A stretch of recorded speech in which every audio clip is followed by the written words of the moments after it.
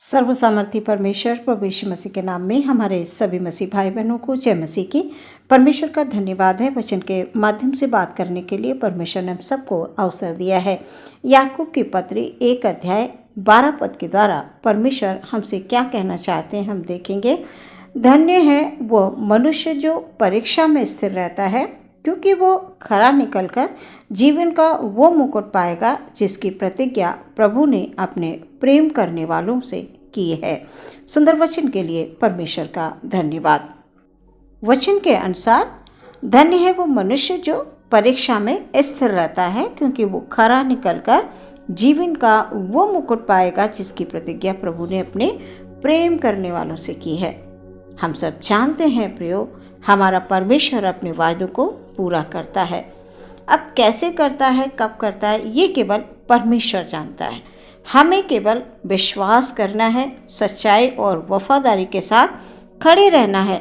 निरंतर प्रार्थना में ध्यान करते रहना ही हमारी हर कठिनाइयों पर विजय है प्रियो। शैतान चाहे कितनी भी कठिनाइयों को हमारे सामने लेकर आ जाए, हम प्रभु यीशु मसीह के नाम से विजयी होंगे, क्योंकि जो कोई परमेश्वर के लिए खड़े रहते हैं, परमेश्वर उनके लिए स्वयं चलकर उनके पास आ जाते हैं प्रियो। हालात चाहे जैसे भी हो प्रियो, हमें कभी भी भलाई के रास्ते पर चलते हुए डरना नहीं है, क्योंकि जहाँ भलाई है वहाँ रुकावट डालने के लिए बुराई का होना अवश्य है।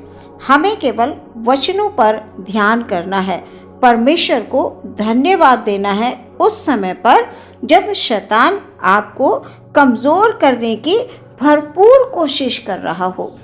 शैतान तो यही चाहता है कि हम कमज़ोर हो जाएं, हम प्रार्थना ना करें, हम आराधना ना करें, हम परमेश्वर में विश्वास ना रखें। जब हम भलाई के रास्ते पर चल रहे होते हैं तो प्रियो, शैतान तमाम तरह की बातों को हमारे जीवन में लाता है, और परमेश्वर का वचन ये कह रहा है, धन्य है वो मनुष्य जो परीक्षा में स्थिर रहता है। हमें स्थिर रहना है प्रियो। सच में हमारा परमेश्वर हमसे प्रेम करता है प्रियो। यूसुफ के जीवन को हम स्मरण करें। उसके जीवन में कठिनाइयाँ एक के बाद एक आती गईं। ये कब शुरू हुआ प्रियो? ये कठिनाइयाँ उसके जीवन में कब आई?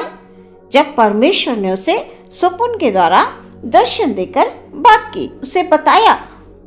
अब उसके दर्शन को, उसके स्वप्न को सुनकर उसके भाई उससे चिढ़ने लगे और वो अपने ही भाइयों के द्वारा गड्ढे में डाला गया, वो बेच दिया गया। और जहाँ वो गया उसके लिए प्रियो सब कुछ अलग था। अपने पिता का दुलारा बेटा, जिससे पिता बहुत प्रेम करता था, रंग बिरंगा अंगरखा बनवा दिया था। और प्रियो, हम जब वचन में पढ़ते हैं तो उसके भाइयों ने जलन के कारण, ईर्ष्या के कारण उसे गड्ढे में डाल दिया और बेच दिया। जब हम उत्पत्ति 29:2 में पढ़ते हैं तो यूसुफ अपने मिस्री स्वामी के घर में रहता था, यहोवा उसके संग था, इसलिए वो भाग्यवान पुरुष हो गया।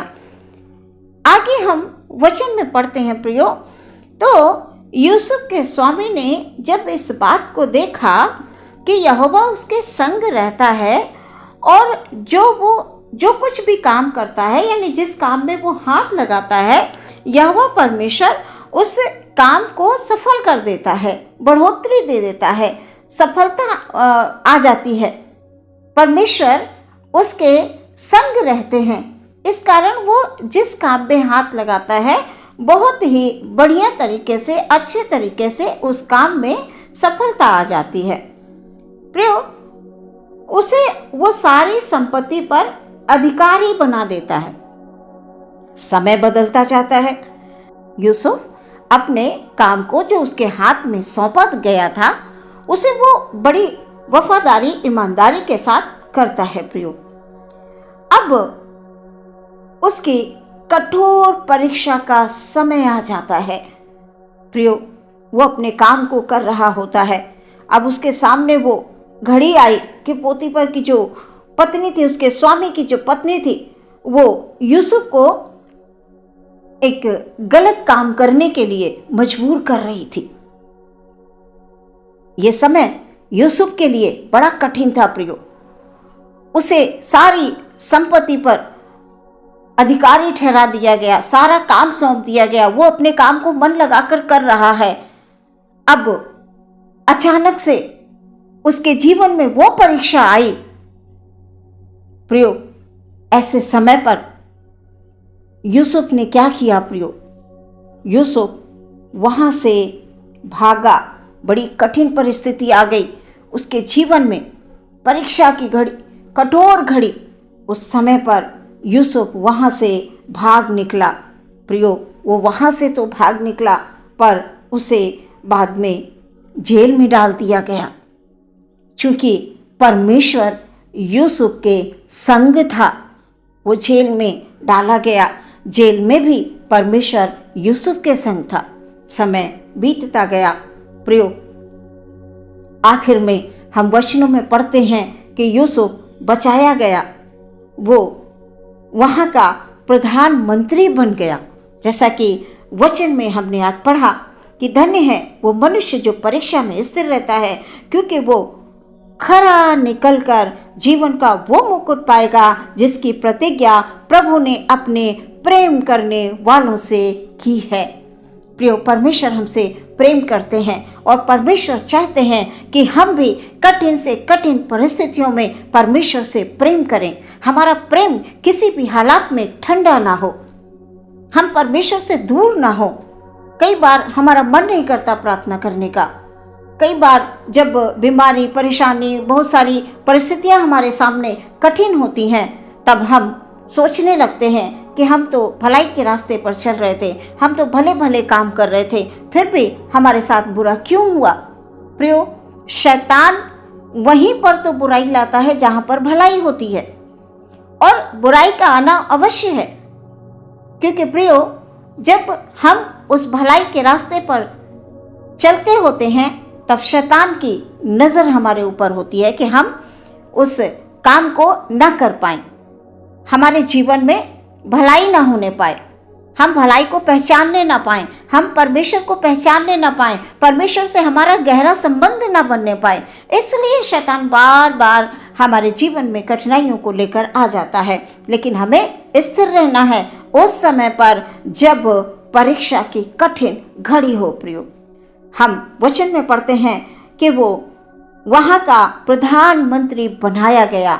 वो परीक्षा के समय, वो कठिनाई के समय पाप से बच गया प्रियो। उसने पाप नहीं किया, वो पाप में नहीं गिरा, भाग गया वहाँ से। बहुत बार हमारे जीवनों में प्रियो कठिनाइयाँ, परीक्षाएं आती हैं, पर यदि हम विश्वास में स्थिर हैं, हमारा परमेश्वर हमारे साथ रहता है, हम स्थिर हैं, हम कभी नहीं गिरेंगे। यदि हम गिर भी गए तो परमेश्वर हमें उठाएंगे, हमें खड़ा करेंगे। हम घबराएं नहीं, हम परेशान ना हो, अपने परमेश्वर पर भरोसा रखें। वचन के अनुसार परमेश्वर हर पल, हर क्षण हमें संभालते हैं। वो बस इतना चाहते हैं कि उसके जन, उसके विश्वासी जन हमेशा हर परिस्थिति में अपने परमेश्वर पर भरोसा रखे। वो संसार की बातों पर वो भरोसा ना करे, बल्कि परमेश्वर जो सच्चा परमेश्वर है, जो सारी कायनात को बनाने वाला परमेश्वर है, उस पर भरोसा रखें। वो कठिन परिस्थितियों में जैसे उसने यूसुफ को संभाला, यूसुफ का जीवन आसान नहीं था प्रियो, पर परमेश्वर उसके साथ था। परमेश्वर के डर और भय में चलने वाला यूसुफ उस देश का प्रधानमंत्री बन गया। प्रियो, परमेश्वर चाहते हैं कि हम उस समय पर भी परमेश्वर में भरोसा रखें जब हमारे सामने परिस्थितियां विपरीत हों, जब हमें काम करने में कठिनाई हो, जब हम ये महसूस करें कि हम अकेले हैं। प्रियो, हम कभी अकेले नहीं होते हैं। उस समय परमेश्वर हमारे संग रहते हैं।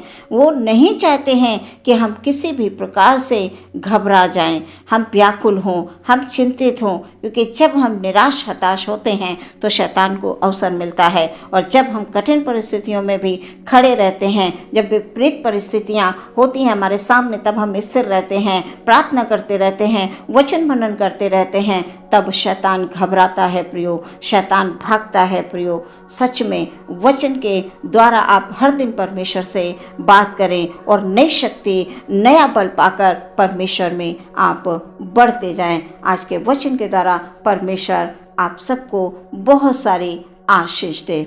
आमीन। हम प्रार्थना करेंगे। धन्यवाद धन्यवाद धन्यवाद महान परमेश्वर, दयालु अनुग्रहकारी परमेश्वर, हम धन्यवाद देते हैं पिता इस सुंदर से अवसर के लिए। परमेश्वर सुंदर अवसर आपकी ओर से हम सबके जीवन में आया प्रभु जी। धन्यवाद सुंदर वचन के लिए परमेश्वर। Hallelujah hallelujah hallelujah. एक एक भाई, एक एक बहन को पिता परमेश्वर, सभी बच्चे बड़े जवान सबको परमेश्वर आपके हाथों में समर्पित करते हुए प्रार्थना करते हैं पिता। आज के वचन के अनुसार परमेश्वर परीक्षा की घड़ी में, कठिन घड़ियों में प्रभु जी हम स्थिर रहें, परमेश्वर के प्रेम में बने रहें, विश्वास हमारा कभी कमजोर ना हो खुदावंद। हालेलुया। शैतान की तमाम युक्तियों पर यीशु मसीह के नाम में हम जय प्राप्त करें। हालेलुया। यीशु का नाम सच्चा नाम है, अद्भुत नाम है। Hallelujah hallelujah. प्रभु जी हम प्रार्थना करते हैं प्रभु सबको ज्ञान बुद्धि समझ परमेश्वर दीजिए, आत्मिक बल दीजिए, आत्मिक शक्ति दीजिए परमेश्वर के हम शैतान का सामना कर सकें। प्रभु जी एक एक भाई को प्रभु आशीष दीजिए, बहन को आशीष दीजिए। हर एक काम में परमेश्वर पिता जिस काम में वो हाथ लगाते हैं यीशु मसीह के नाम से, उन काम में परमेश्वर पिता बरकत दीजिए। Hallelujah hallelujah. हर एक कष्ट परेशानी दुख तकलीफ यीशु मसीह के नाम से दूर हो जाती है। हालेलुया। प्रार्थना विश्वास के साथ यीशु मसीह के नाम से मांगते हैं, सुने ग्रहण करें पिता। आमीन।